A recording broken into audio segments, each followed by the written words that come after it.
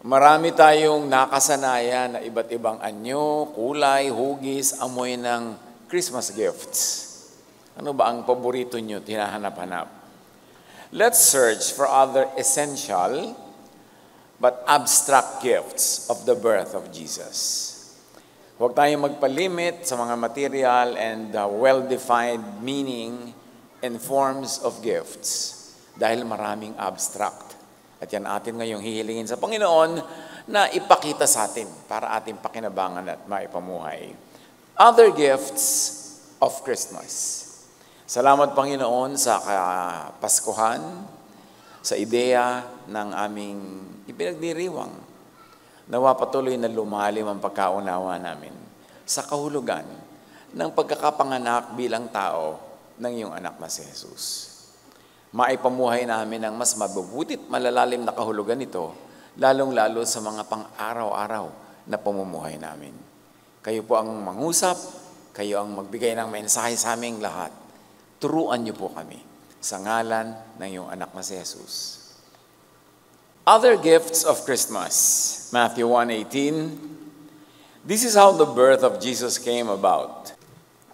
His mother Mary was pledged to be married to Joseph, but before they came together, she was found to be pregnant through the Holy Spirit. Alam na natin to. Paulit-ulit, pabalik-balik nating ginugunita tuwing Kapaskuhan at sa ibang araw din naman. Pero hanapan pa natin ng iba pang blessing.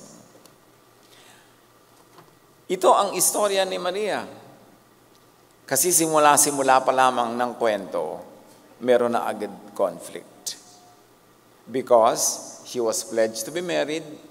Sa kanilang kaugalian, dalawang points ang pag-aasawa. Isa betrothal, yung pledge, and then the actual ceremony. But after the betrothal, bilang na mag-asawa na kayo. Parang gano'n na ang trato. Exclusive na kayo. And it was during this period when she was found to be pregnant. Kahit nga ngayon, hindi rin madaling to be found pregnant without a visible husband na lawfully married, mga ganyan mga issue. Lalo na nung araw, 2,000 plus years ago, in a very conservative society like where they were. Dahil sa Deuteronomy 22:20-21, if no proof of the young woman's virginity can be found, she shall be brought to the door of her father's house, and there the men of her town shall stone her to death. Pag merong isang babaeng nag-asawa, pagkatapos hindi niya napatunayan na siya ay untouched, bigla siyang hihiyain, dadalin pa sa harapan ng bahay ng ama niya para pati ama niya ay mapahiyarin. Tapos, babatuhin siya hanggang mamatay. Deuteronomy 22:23-24, if a man sleeps with a virgin pledged to be married, you shall stone them to death. So puro batuhan ito hanggang mamatay. And the birth of Jesus was ushered by conflict with the Jewish law. It was ushered by a virgin conception, which is an out-of-the-boxness. Never heard of. Have you heard of a virgin conception? Diba? Kaya napakalaking controversy ang nalikha. Pagka ina-appreciate natin yung Pasko, yung parang Christmas card drawing na tahimik, may mga tala, nakikislap-kislap dyan, tahimik na tahimik. Hindi naman talaga gano'n ang simula eh. Conflict agad. Malaking conflict. So Matthew 1:19, because Joseph, her husband, was faithful to the law, eto na yung law, pasok ang law sa kwento. So alam mo na, the law requires batuhan. But Joseph, her husband, was faithful to the law and yet did not want to expose her to public disgrace. He had in mind to divorce her quietly. So hindi pa man sila nagsasama, divorce na ang magaganap. Dahil, syempre, ayaw naman ni Joseph na ituloy ang kanilang pagsasama na biglang meron na palang anak itong si Maria na syempre hindi naman kanya. So bakit niya aakuin? Bakit niya kakanyahin? Pero dahil siya'y mabuting tao, sabi, pero matapat din siya sa kanilang law, syempre maghahati ang loob mo. Law says, batuhan hanggang mamatay, pero mabuti naman akong tao, naawa naman ako. So ang naging resolution, sabi niya, tahimik ko na lang i-divorce. Hindi ko na ipag-iingay, hindi na ipapabato, pero divorce pa rin. Early on, the issue of the law is effectively open for discussion. Something that people who appreciate the Christmas story gloss over, na meron ditong subtle topic na nagaganap. Habang sa ibabaw ay nagaganap yung kwento tungkol kung paano ipinaglihi, pinagbuntis si Jesus, meron ding ibang issue pinag-uusapan, yung law. Kung paano ito nakakaapekto sa buhay ng mga tao at ano ang relevance ng pagkakapanganak ni Jesus sa law. Kung paano ito patuloy na i-handle ng mga tao who were under the law. The arrival of Jesus brings one foot of Joseph stepping towards grace. Di ba, grace na yan? Kasi sabi niya, nakakaawa naman, huwag na lang maibisto, huwag na lang maipabato. With the other foot still planted on the law, pero divorce pa rin. So, is this representative, symbolic of all humanity? Solo lang ba ni Joseph ang isyong ito? O ito ngayon ang magiging issue ng buong humanidad dahil dumating si Jesus at nabuksan ang topic na ito? Conflict between the faithfulness of the law and humanity and love is touched on very, very subtly. At yun nga ang pilit natin ngayong inuungkat. And this early on, examine where your very own 2 feet stand now in relation to grace and the law. Kasi tatahakin natin itong discussion na ito bilang isang issue na nabuksan sa pagdating ni Jesus. Now, relevant to Mary's marital status, Deuteronomy 24:1, if a man marries a woman who becomes displeasing to him because he finds something indecent, which is very subjective, something indecent about her, he should write her a certificate of divorce, give it to her, and send her from his house. A husband could divorce his wife easily for any big or small reason. Basta niya, I divorce you, period. Tapos ang kwento. Walang hearing, walang usapan, walang argumento. Tapos. But Malachi 2:15 to 17 talks about this thing also. Don't ever be unfaithful to your wife. God hates anyone who is cruel enough to divorce his wife. Here is ambivalence and conflict. Akala mo suklay na suklay, ayos na ayos lahat yung verses, agreeing with one another. Nakita mo, yung a husband, as provided by the law, can just easily discard his wife. Pero sabi naman dito, God hates anyone who's cruel enough to divorce his wife. In Malachi 2:16, I hate divorce, and I hate the cruel things that men do. Don't cheat your wife. And many people have very strong opinions about divorce. Actually, quote these verses mostly out of context. Divorce that is self-serving only to the man, meaning the strong, and gravely damaging to the woman, meaning the weak, is the kind of divorce God hates. Sabi niya, I hate it. You men, you are unfaithful, taking advantage of your situation, and you are divorcing your wife because you are privileged by the law. Later, Moses required men to at least issue a certificate of divorce, giving the woman token protection from further abuse. Kasi noon, pwedeng, ako si husband, meron akong gustong ibang makasiping na babae, pero unlawful naman yun, i-divorce ko yung asawa ko ngayon, I divorce you, period. And then papakasalan ko yun, at pag nagawa ko na yung gusto ko, i-divorce ko rin siya, I divorce you, period. Then balikan ko yung dati kong asawang iniwan na, halika na, babalikan na kita. Wala man lang kalaban-laban yung babaeng yun. Kaya sabi ni Moses, mag-issue kayo ng certificate of divorce, ha? May panghawakan man lang yung babae na dinivorce mo na siya at pwede ka na niyang hindi tanggapin kung gusto mo na naman makipagbalikan. But divorce remained acutely disadvantageous to women kahit mayroong papel. Jesus would correct this imbalance and protect women from being unfairly divorced and deprived of husband and family, of security, identity, and even dignity. Matthew 19:3-9. Some Pharisees came to him to test him. They asked, is it lawful for a man to divorce his wife for any and every reason? Kasi yun talaga gaganap, for any and every. Yung amoy balakuba ka, divorce. Ayoko na amoy ng paa mo, divorce. From small to big reasons. Kaya sabi na, tinetest ang Pharisees si Jesus. Pwede ba talaga? Anong tingin mo?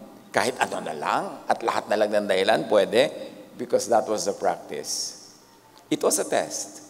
If Jesus said, yes, pwedeng i-divorce ang lalaki according to the law, then he was not that loving. But if he said, no, huwag i-divorce, then he was unlawful because the law allows it. Lose eh. Wala kang win pagka hindi ka marunong sumagot. Matthew 19:3-9, sa pagpapatuloy, sabi ni Jesus, haven't you read? He replied, a man will be united to his wife, and the two will become one flesh. So they are no longer two, but one flesh. Therefore, what God has joined together, let no one separate. In other words, sinasabi ni Jesus, no to divorce that is self-serving to the man, to the strong. No to divorce that is disastrous to the woman or to the weak. Na-qualify. Why then, sabi ng mga nagtetest sa kanya, did Moses command that a man give his wife a certificate of divorce and send her away? Hindi ba pagpayag din yun? Basta bigyan lang ng certificate of divorce? Jesus replied, Moses permitted you to divorce your wives because your hearts were hard. But it was not this way from the beginning. I tell you that anyone who divorces his wife, and may I add in a parenthesis, for selfish reasons, except for sexual immorality, which breaks the one fleshness, and marries another woman, meaning divorce for remarriage lang pala ang gusto mo, commits adultery. Pagka nakipag-divorce ka para lamang makapagpakasal ka uli sa iba, magiging adulterous ka. Hindi yan katanggap-tanggap. May katanggap-tanggap na dahilan ng divorce, and that is unfaithfulness. Kasi na-break yung one fleshness. But anything less than that, hindi ganun ka-instantly available dapat ang divorce. In this study, we identify and define the gifts of Christmas as the eventual works and teachings of Jesus. Dahil ano naman ang kinalaman ng Belen sa divorce? Anong kinalaman ng Pasko sa divorce? Actually, yun ang underlying current ng storya. Jesus was born for people to reassess their relationship with the law. Jesus was born to set people free from all the needless shackles of the law. And one of the gifts of Christmas is protection of women in particular and the weak in general. If you like to read the subcontext and the subtext of the story. Innocent Mary could have been another victim or casualty of a man's privilege. But that was not going to happen because the issue is brought to the fore. It is brought out in the open. The grave disempowerment of women is brought into public consciousness, scrutiny, and correction by Jesus. Not to mention the issue of automatic jump to conclusions. Ano yung automatic? Nagdadalang tao, hindi naman siya yung ama, therefore makasalanan, therefore adulterous, therefore nakipag-niig sa iba, therefore dapat diborsyohin. Alam naman nating mali yung premise. But it was unprecedented. It was understandable that a man like Joseph would think that way, but it was not always acceptable, and now the story tells us na magdahan-dahan sa pag-judge. Another subtext of the story. Jesus gifts the weak, the marginalized, with empowerment, with Jesusness. Give this gift of empowerment to the weak. Yan ang magandang Christmas gift. Halimbawa, sa inyong pamilya, sa inyong social circle, sa inyong workplace, sino yung mga weak? Walang kalaban-laban, walang kalakas-lakas, walang pwedeng panghawakan, kapitan, ipagmalaki. Sila ang bigyan ng lakas, bigyan ng tinig, bigyan ng halaga, bigyan ng anino. Yun ang Pasko. Maraming kahulugan yung Pasko. At maraming ibig sabihin ang regalo nito. Consider Jesusness when you form a Bible-based opinion on social issues, like divorce. Huwag kang kuha na lang ng kuha ng verse kahit saan, tapos isasalpak mo doon sa harapan. Ito yung sabi ng verse. May context lahat dyan Kailangan unawain mo kung paano sinabi, paano ginamit, at igalang mo yung context noon. Do not just randomly pick ancient verses and mechanically apply them out of context to today's life-defining issues. May mga totoong buhay na nakataya. May mga totoong kaligayahan at kalungkutan, totoong kahirapan at ginhawa, totoong saya at lungkot na nakataya sa bawat issue ng buhay. So magdahan-dahan sa pag-pick up ng mga verses at pag-a-apply nito. Dahil maaaring out of context ang iyong application, pagkatapos may mga mapahamak, may mga lumungkot, mayroong mga mabigo sa buhay. Kailangan responsible tayo sa pag-a-apply ng mga verses. At kailangan nga salain kay Jesus. Kasi kung application yan ay napaka-legal, napaka-cold, tapos very unhelpful, in fact very harmful, kawawa ang tao. At si Jesus dumating to give people rest, to give people peace, to explain to people and make available to them the grace of the Most High God. Huwag basta verse ng verse, bato ng bato. Tulad nitong si Joseph, actually ibabato na rin naman niya yung verse, gently lang. Pero ibabato pa rin, divorce pa rin. What would happen to Mary na ang bata-bata mo, dinivorce ka na, anong future lang yan maghihintay sa'yo? Sa isang culture tulad ng culture nila. Basta na lang basta verse. Kaya, nanaginip itong Joseph at pinigil siya ng anghel, huwag mong ituloy ang iyong napaka-verse-based decision. Kasi actually, mali ang decision mo. Hindi siya isang makasalanang babae. Hindi siya nagtaksil sa'yo. Refer the written word to Jesus, the living word. Isipin niyo mga kapatid, may written word, carved in stone thousands of years ago, in ancient tribal settings. Ia-apply mo today.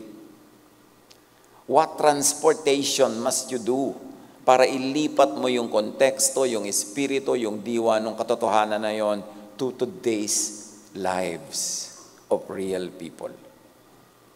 Kaya tinawag si Jesus na living word. Iko-compare mo yung written word, siyempre hindi yun makaka-adjust. Carved in stone yun. Cast yun there. Permanent. But Jesus is the living word. What does it mean na may living word? And what does it mean na if i-filter mo ngayon kay Jesus, ia-apply mo yung Pasko sa buhay ng mga tao ngayon? Papaano yun? Kailangan merong ganong process. Hindi basta-basta kukuha ka sa verse written thousands of years ago, ia-apply mo sa buhay sa barangay nyo today na ibang-iba ang sitwasyon. Jesus came to fulfill, interpret, reinterpret, redefine, and filter the law through love. Kaya siya living word. And may I add, loving word. Hindi basta word. Kung basta i-apply mo yung Deuteronomy, literally, outside of the context, you will be very cruel. You'll be very unkind. You will hurt and sometimes even kill people in the inside, in their hearts. So filter and interpret verses through Jesus. Like now, Joseph is confronted to filter his reality through the revelation given by the angel that though Mary was pregnant, she was not indecent. She was not sinful.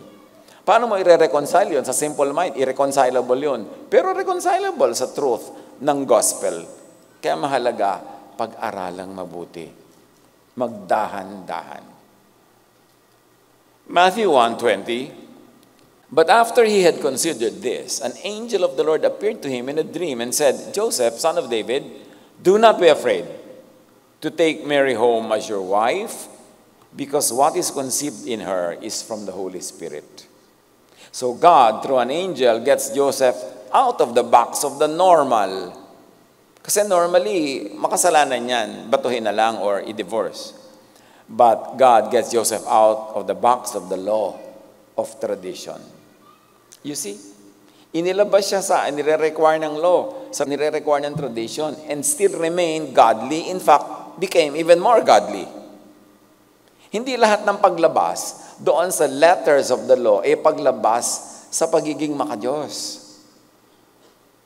Masalimuot ang pag-apply ng ganitong mga ideya, lalo't may mga nakatayang buhay, may mga nakatayang kapakanan at kaligayahan ng tao. God, through an angel, opens to Joseph a heretofore unimagined door, an exit from his pagdadalawang loob, an entry into a higher plane of consciousness and spirituality, which leads us to the next gift, extra scriptural revelation. Mga pagtuturo, pagpapaliwanag na labas sa written scripture, extra, kasi galing directly from the Holy Spirit. Revelation outside of and beyond written scriptures. And this is revelation in and through Jesus of the true image of the invisible God and Father. The people of old had been confined to their traditional concept of God, of the Father. Here comes Jesus, who gives a full revelation of the true image of God outside of their expectations, outside of their traditions, and beyond their written scriptures. Kasi kung ang ibibigay ni Jesus na pagpapaliwanag, pagpapakita sa Ama, kumpleto na sa ipinakita ng kanilang tradisyon, ba't pa kailangan ipakita ni Jesus? Kamukha lang pala. So, lampas at higit sa dati na nilang alam, ang ngayon ipapaalam ni Jesus, that is extra scriptural. Outside of and beyond their already written scriptures carved in stone. John 1:18, no one has ever seen God, but the one and only Son, who is himself God and is in closest relationship with the Father, has made him known. So nun pa lang, kay Jesus pa lang, naipakilala ng buo at ganap ang Ama. So ibig sabihin, dati yung alam nila kulang. So kailangan lampasan yon ng mga bagong pagpapakilala at katuruan na si Jesus mismo ang may dala. No one before or aside from Jesus has ever seen God. Can you imagine what that means?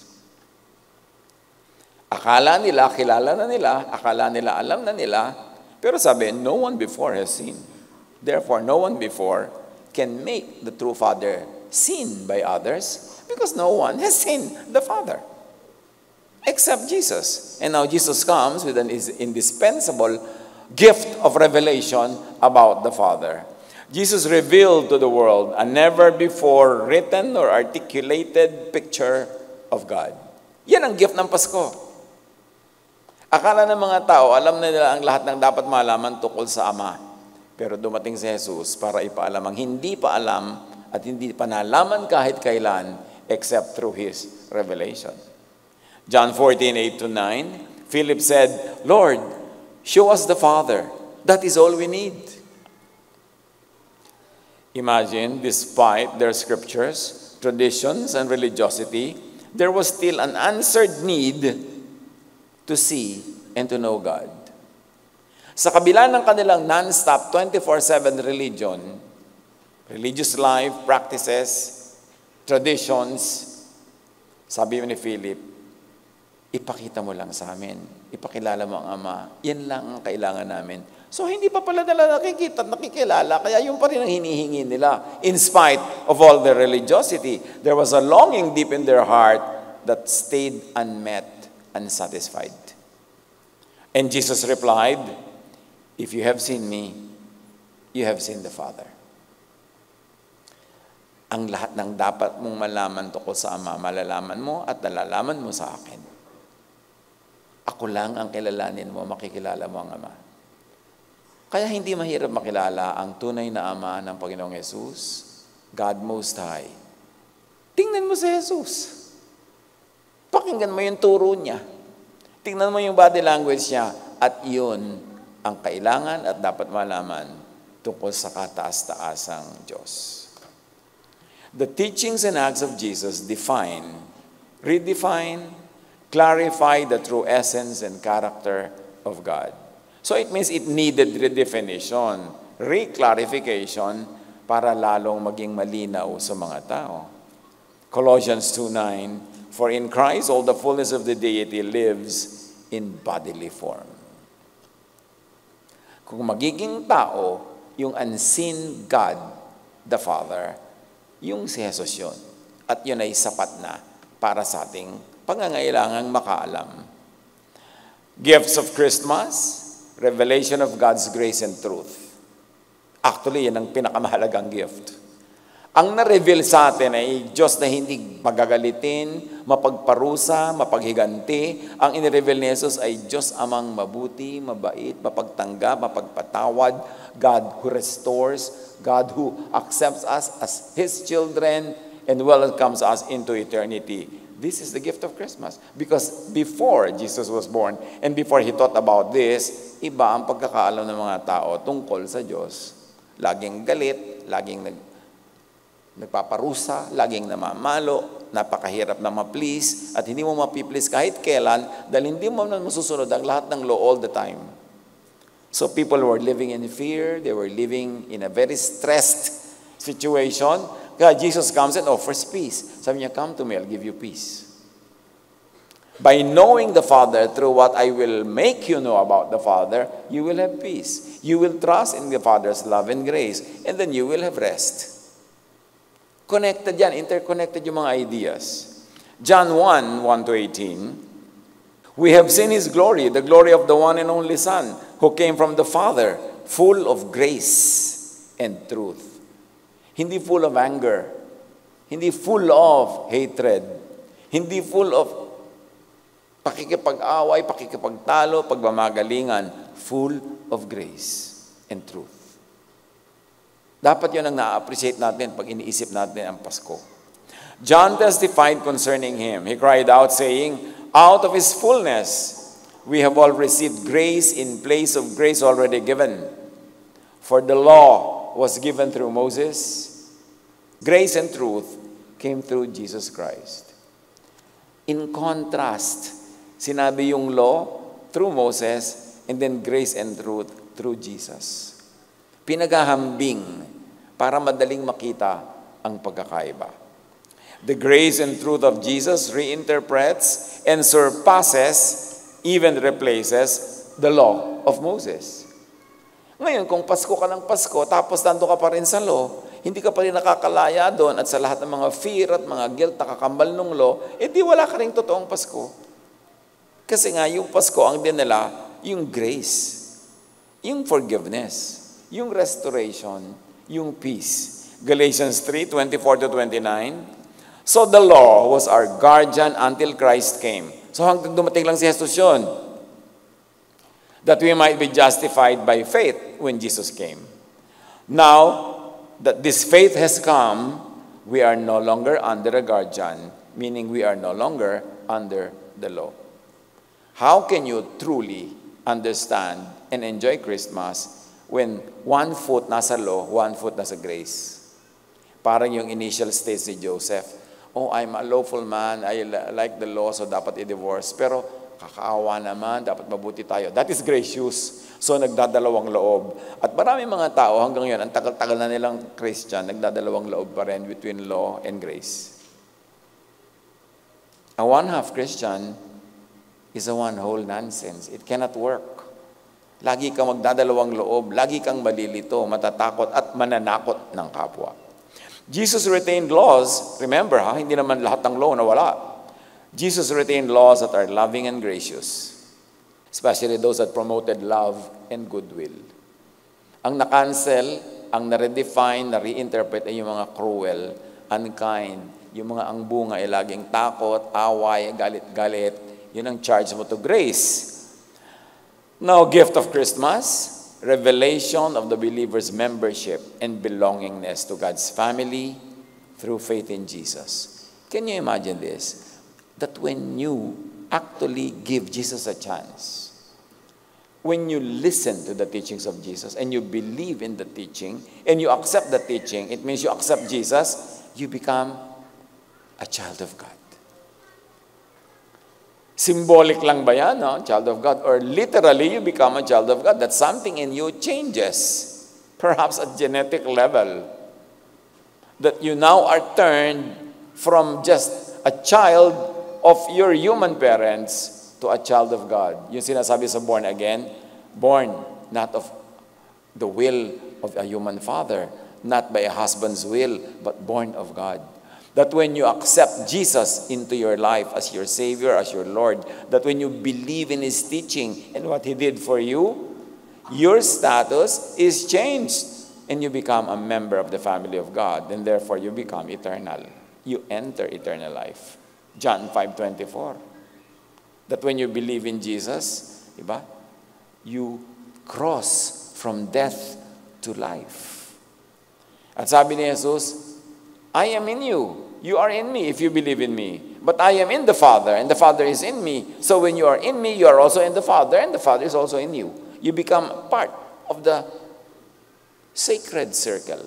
You become part of the circle of life, of eternity, of the divinity that becomes available because you become a child of God.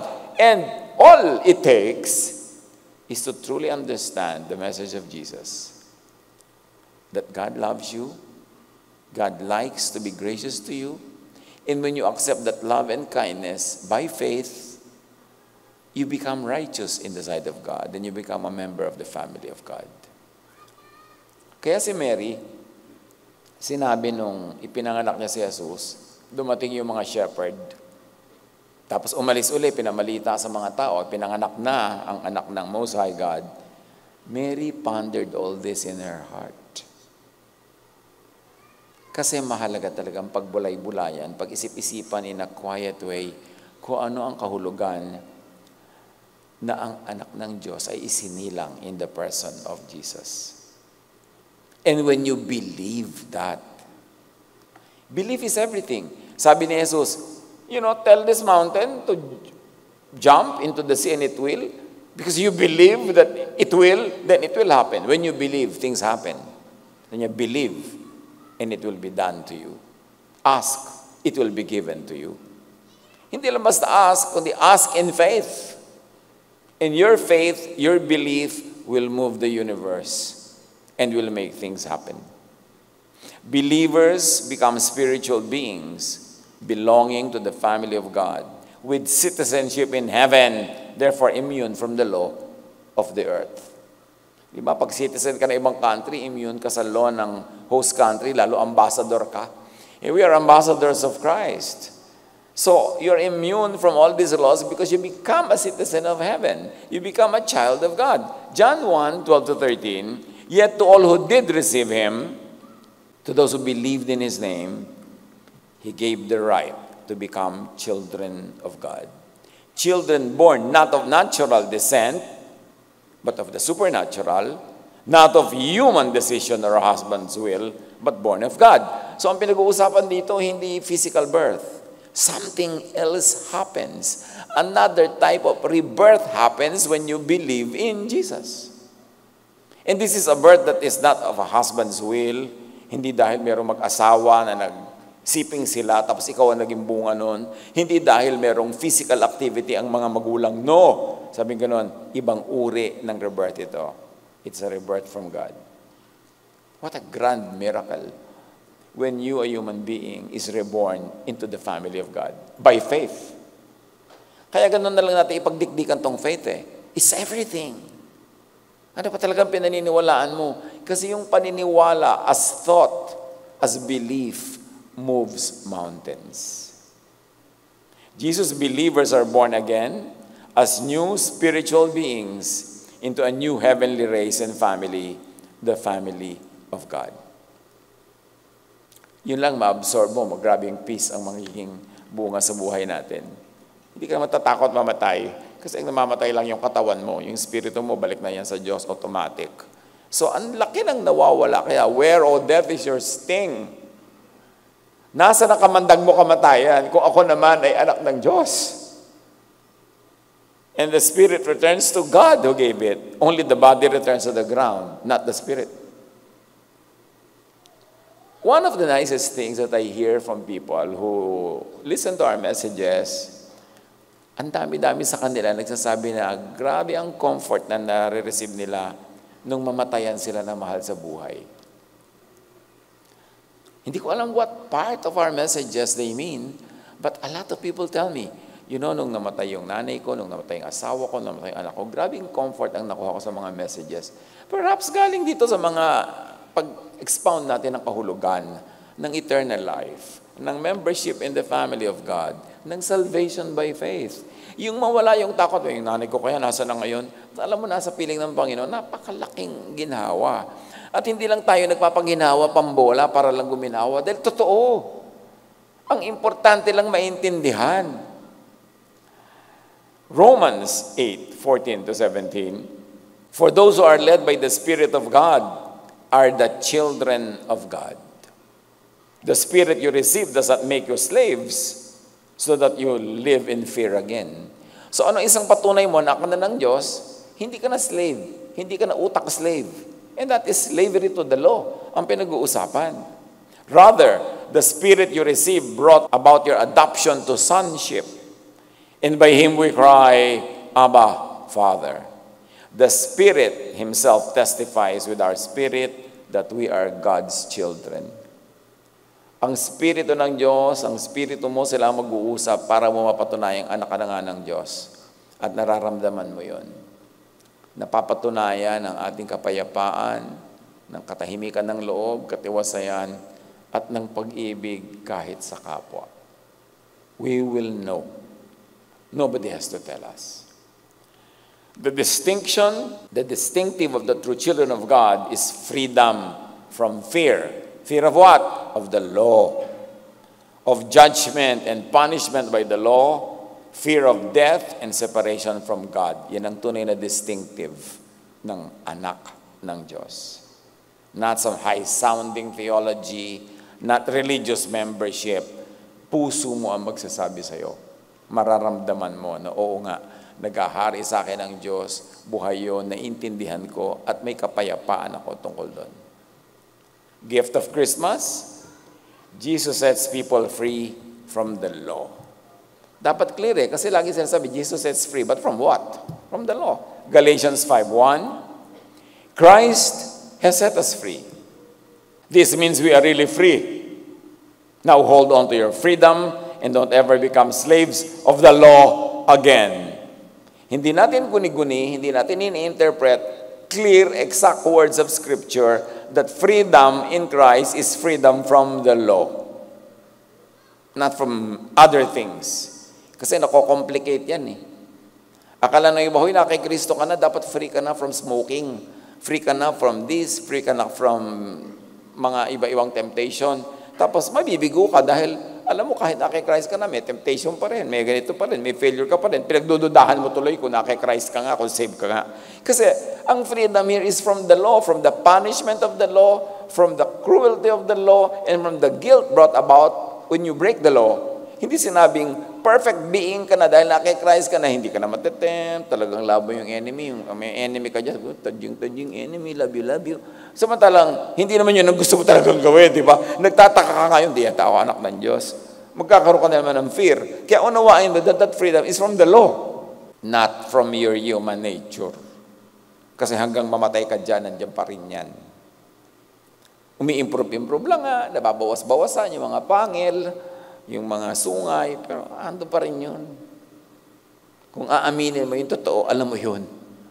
Pero pag in-expect mo na ang freedom na yun, nagiging holy ka talaga, lahat, walang kasalanan, walang bahid ng kung ano-ano man, nagigilty ka tuloy dahil on the ground, alam mong nabe-break mo pa rin. Kaya dapat unawain. Na-grace, hindi performance mo, kaya ka considered righteous. John 8:34-36, so if the Son sets you free, you will be free indeed. Jesus gives freedom from the law that makes people sinful and brings and causes spiritual death. Ephesians 2:14-15. Christ gave His own body to destroy the law of Moses with all its rules and commands. Again, this needs no interpretation. Exact words of verses ito. Christ came to destroy the law so that you will be freed from the law. Romans 4:15, and where there is no law, there is no transgression, according to the New International Version. Now, the NCV says, but if there is no law, then there is nothing to disobey. Ponder what those words really mean. Awareness of, submission to the law leads to guilt, to fear, and torment. It leads to hell in thought and emotion, as we can see in this oversimplification, that when you are always under the law, when you fear the law and the law is always in your mind and your heart will be living hell because you will only be guilty and afraid. You can never have peace and rest. Matthew 23:15, sabi ni Jesus, doon sa mga nagpapairal ng sobrang law, fear, takot, woe to you, teachers of the law and Pharisees, you hypocrites! You travel over land and sea to win a single convert. And when you have succeeded to convert them, you make them twice as much a child of hell as you are. Pag nagtagumpay kayo na makonvert yung mga tao into your teachings, dinodoble nyo pa ang impyerno sa kanilang puso, sa kanilang isipan, dahil binubuhay nyo sila sa takot, sa guilt, sa hirap ng loob. You bring hell instead of heaven into their hearts and minds. Meanwhile, talking about the kingdom of heaven, Luke 17:20-21, some Pharisees asked Jesus when God's kingdom would come. He answered, God's kingdom isn't something you can see. Hindi yan lugar, hindi yan sitwasyon, hindi yan kwarto, hindi yan anuman. There is no use saying, look, here it is, or look, there it is. God's kingdom is here with you, in your hearts, in your minds. Pag nagahari ang kabutihan ng Diyos sa inyong puso, pag-ibig, pananalig, pagmamahalan, your heart is the kingdom of God. Your mind is the kingdom of God. And God is your king, and you are the subject, and you do what the king commands, and the command of the king is love.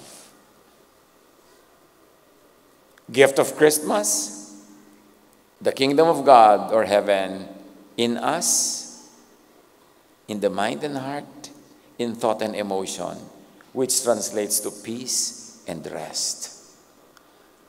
Ang sarap naman ng gift of Christmas, ng gift of Jesus, that the kingdom of heaven is brought into our hearts. Kasi kung yun ay lugar na pupuntahan mo pa, paano kung wala kang ticket? Paano kung ayaw kang pagbuksan ng gatekeeper? Paano kung hindi mo na-meet ang mga requirements? At kung mga physical places yun where you need to go on a pilgrimage, paano kung wala kang pamasahe? Paano kung hindi ka healthy para magbiyahe? Paano kung wala kang means, wala kang visa? So, inilagay na sa heart natin yung kingdom. Huwag hanapin kung saan-saan. Paghariin lang ang pag-ibig ng Diyos. Tanggapin ang kanyang pagpapatawad, ang kanyang walang patakarang pagtanggap sa atin at pagmamahal. Your heart will be the kingdom of God. At malalaman mo kung nangyayari na yon, you have peace and rest.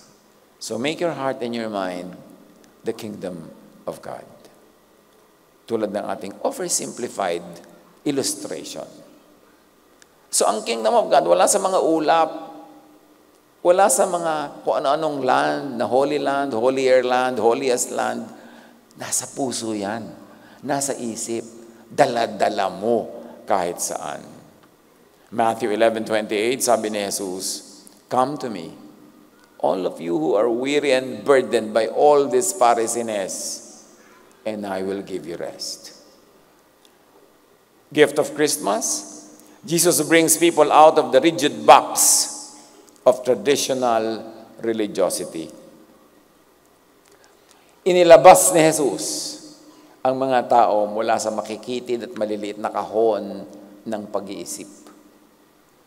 All over the Gospels, Jesus introduced ideas that were new, unprecedented, out of the box.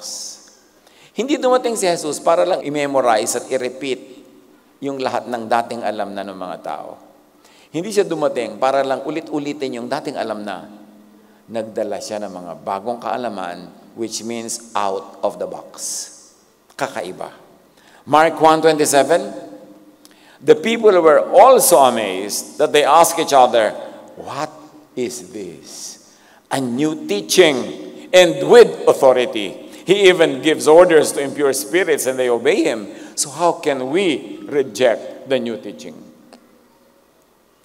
Ano to? Sabi ganun, walang ganito, wala tayong alam na ganito, wala tayong reference sa mga ginagawa ng Jesus na to. Bago to, nasa labas to ng dati na nating nakasanayan.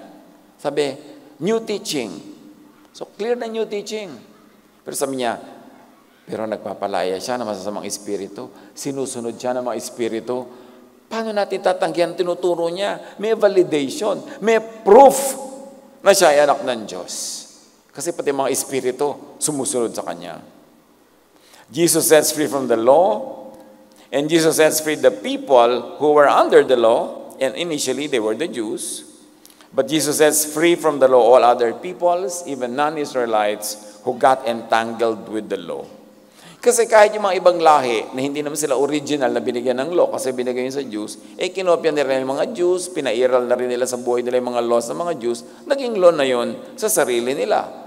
Kaya sila man ay kasama sa pinapalaya ni Jesus. Romans 2:14, kapag ang mga hentil na hindi saklaw ng pautosan ay gumagawa batay sa panuntunan nito ayon sa kanilang likas na pag-iisip, ito ay nagiging kautosan na para sa kanila. So kahit hindi sila Jew, hindi sila tumanggap ng laws given to the Jews, pero ganun na rin ang in-apply nila sa buhay nila, naging kautosan na rin yun sa kanila at kasali sila sa pinapalaya ni Jesus. But many supposed Jesus believers and leaders insisted on imposing Jewish laws on the developing Jesus church. Pansinin niyo ito mga kapatid.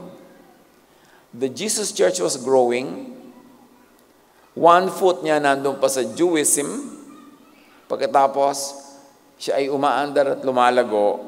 Pero may mga conservative Jewish people that had become parts of the Christian community na ipinipilit nila yung Jewish laws onto the new growing church. As if hindi nangyari si Jesus. Acts 15, 1-2. Certain people came down from Judea to Antioch and were teaching the believers, unless you are circumcised according to the custom taught by Moses, you cannot be saved. This brought Paul and Barnabas into sharp dispute and debate with them. Nagtuturo si Paul ng salvation by grace. Yung itinuro ni Jesus the grace and goodness of the Father. Nagtuturo siya sa mga Gentiles at naintindihan niya ng mga Gentiles. Pero pagtalikod niya, may mga missionary from Jerusalem, from Judea, from among the conservative Jewish people who have become members of the Christian community. Pupuntahan nila yung mga churches na yun na itinanim ni Paul at sasabihin nila to, pag hindi kayo nagpatuli, hindi kayo maliligtas. Kailan man tinuro yun ni Jesus? Pero ito, pinaiiral na naman nila yung Jewish law even on Christian churches. Kaya galit na galit si Paul, nang gagalaiti siya at kutakot-takot na debate ang nangyari buong buhay niya dahil sa mga Jewish Christians that were turning Christianity into another branch of Jewism. Kasi noon naman simula hindi clear magkakaroon ba ng bagong church o sekta lang ito o section lang. Pero clearly, the teaching of Jesus, it is inescapable that you put up another organization that is free from the law. Meanwhile, may mga taong ipinipilit, sige, Christian kayo, niniwala kayo kay Jesus, pero ito yung law, gawin pa rin natin. So, yun. At hanggang ngayon, ganun pa rin ang mga raging debates. Grace ba o law? Hanggang ngayon, buhay ang debating yan. This debate continued to rage through time. At naman ng ating panahon at henerasyon ang mga issue na ito. Acts 15:5, then some of the believers who belonged to the party of the Pharisees stood up and said, the Gentiles must be circumcised and required to keep the law of Moses. So hindi na lang yung circumcision, all the other laws pa. Parang hindi nangyari si Jesus. Parang hindi sinabi ni Jesus yung mga sinabi niya. Noon pa man, the sharp debate was about old or new covenant, tradition or Jesus' new teachings, unchanging legalism or new spirit, law or grace, judgment or love, in other words, Pharisees or Jesus-ness. At hanggang ngayon, issue yan. Give yourself the gift of Christmas. Clarify where you really stand. Clarify the dynamics between law and grace in your own heart and mind para hindi nagdadalawang loob at hindi nahahati. Noon pa lang, may mga nagpapasok na ulit sa very young church ng law of Moses, from which Jesus set people free. Kaya dapat talaga mag-Jesus filter. You don't know why some people are offended by the Jesus filter. Masama bang gamitin si Jesus na filter? Na lahat ng katuruan sa kanya mo salain. Ano sabi ni Jesus tungkol dyan? Tuloy ba yan o hindi na tuloy? Di ba? Ilalagay na ba yun sa freezer, sa file, sa cabinet, or sa active file? Masama bang gawing filter si Jesus? Masama bang gawing si Jesus na standard? He is the image of the invisible God. All the truth that can be known about the Father is revealed by Jesus. So siya ang dapat na filter.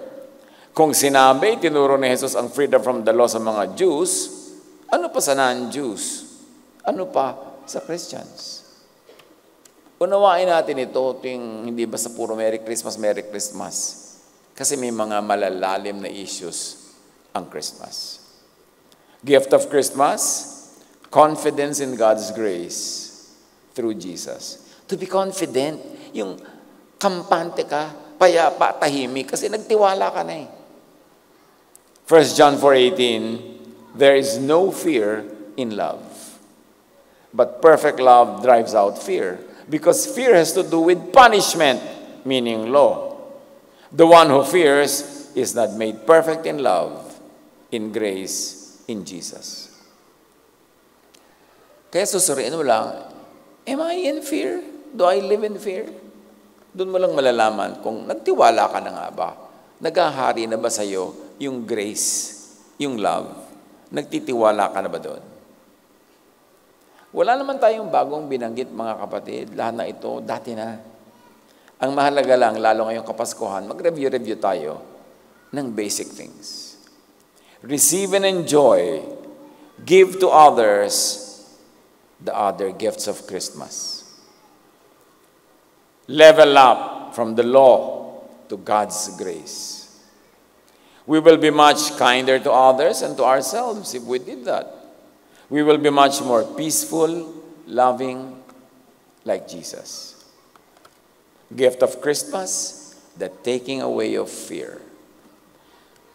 Napakalaking kayamanan, mga kapatid, na matanggalan ka ng takot. Napakahirap yung takot pag nagahari sa puso. To Mary and Joseph, ang sabi ng angel, do not fear. At paulit-ulit yung theme ng do not fear, lalo kay Jesus. To all who believe in Jesus, do not fear the unfamiliar and the new. Huwag kang allergic sa new. Jesus was all about newness. New wine skin, new spirit, new covenant, puro new. Huwag kayong matakot sa new, huwag kayong magkandara pa sa paghawak kapit tuko sa old. Dumating nga yung new eh. Do not fear the kingdom of God. Do not fear the teaching of Jesus and Jesus-ness. And never fear the new teaching, which is love. Marami kasi sa love pa takot, sa love pa allergic. Ang gusto hatred, ang gusto anger. Ayaw ng grace, ang gusto judgment. Bakit ka kukuha ng batong ipupukpok sa ulo mo? Eh ang linaw-linaw na itinuturo na ni Jesus. Pasko ng Pasko every year, dumami na. Pero in fear pa rin. Kaya dapat magbulay-bulay. Mary was pledged to be married to Joseph. But before they came together, she was found to be pregnant through the Holy Spirit. Sabi ng Scripture. Reminders of Christmas. Hindi lahat ng mukhang makasalanan ay makasalanan nga. Isipin nyo lang yan. Maganda na yung pamasko sa sarili at sa kapwa. Hindi lahat ng mukhang makasalanan ay dapat at kailangang i-judge at batuhin to death. Kasi kung ganyan ang gagawin natin, nauna na si Mary na binato to death. At maraming tulad niya, napagkakamalang makasalanan, napagkakamaling nagkulang, pero hindi. Hindi lahat ng hindi maunawa ay mali. A wise man once said, It is exceedingly foolish for a man to think that what he does not understand is wrong, or what he does not see does not exist. Lumabas tayo sa kakitiran at kababawan because there's a wide world out there na binuksan ni Jesus. Sa istorya pa lamang at detalye ng pagkakapanganak sa Kanya, ang dami ng kahong nabuksan. Hindi lahat ng mukhang mali sa tingin mo ay mali na nga. Hindi lahat ng mukhang tama at nagtatama-tamaan ay tama na nga. Dapat manuri. Lesson sa Christmas na kauna-unahan sa buhay ni Mary and Joseph, magdahan-dahan in jumping to conclusions. Magdahan-dahan in judging others. And listen to the Holy Spirit and give people you judge and have judged this gift of Christmas, this gift of Jesus, a second look. I like to challenge you mga kapatid. Siguro sa inyong circle of family, magulang nyo, anak, kapatid, in-laws, mga kaibigan, katrabaho, meron na kayong na-judge. At carved in stone na yung judgment na yun. Talagang yun na, hindi na matitibag, hindi na mauusod, hindi na matitinag. Give yourself and these people a gift of Christmas. Give them a second look. Nung araw na dinjudge natin sila, maring limitado pa yung utak natin, pero malaki na yung naging growth since then. Give them a review of the case and your judgment. And it's not too late na magpatawad sa kanila o humingi ng tawad sa ating sariling kapangahasan na mag-judge agad nung mangmang pa tayo. Review. You might even renew friendships and relationships. Review. And give forgiveness kung kailangan. Or give at least toleration.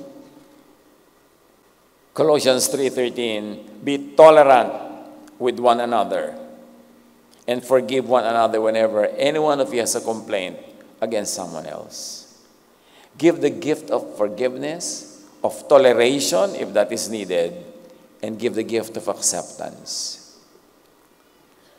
Lalo sa in-laws. Baka naman may manugang kayo, 3 na yung apo niyo sa kanya, hanggang hindi niyo pa natatanggap.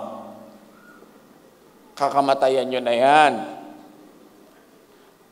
Pinakasalan ng anak niyo, inanakan, tanggapin niyo na. Ipamasko niyo na, at least kari sa sarili niyong budhi. Para kayo matahimik. O ang sarili mong biyanan, hindi mo matanggap. Mapapalitan mo ba yan? Huwag kang mag-Merry Christmas ng Merry Christmas. Tanggapin mo yung biyanan mo, mahalin mo, magsip-sip ka sa kanya, baka mamana mo ba ang golden orinola. Aba, marami napapala ang sip-sip sa biyanan, ha? So, please naman, tigilan na natin yung mechanical Christmas card, Merry Christmas. Dibdibin natin ang kahulugan. Romans 14:1, welcome all the Lord's followers, even those whose faith is weak. Don't criticize them for having beliefs that are different from yours. So, itolerate mo kahit mga ibang relihiyoso dyan na iba ang doktrina. Sinasabi niyan mismo ng Scripture. Give people with love and understanding. That way, you and the rest of the world can have a Merry Christmas. Maligayang Pasko mga kapatid.